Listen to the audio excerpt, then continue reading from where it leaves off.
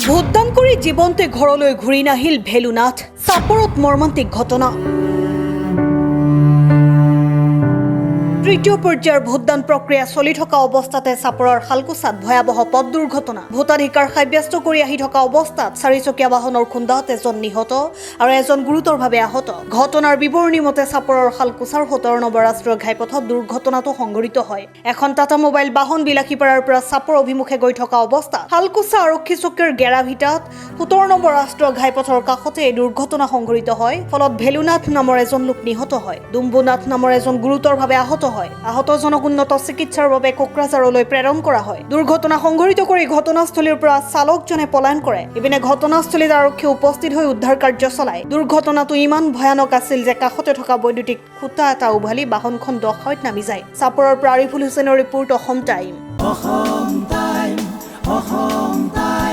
ৰাইজৰ কণ্ঠ অসম টাইম।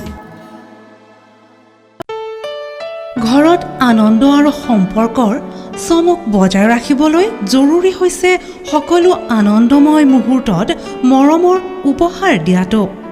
সেইবাবে মধুশ্ৰী জুৱেলাৰ্ছে আনিছে সকলো ৰঙীন ক্ষণৰ বাবে বিশেষ গহনা।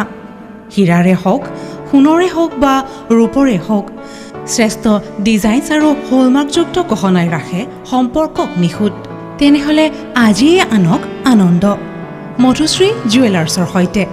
যোগাযোগ কৰক 7002800341 নাইবা ভিজিট কৰক LNB ৰোড, নলবাৰী, অসম।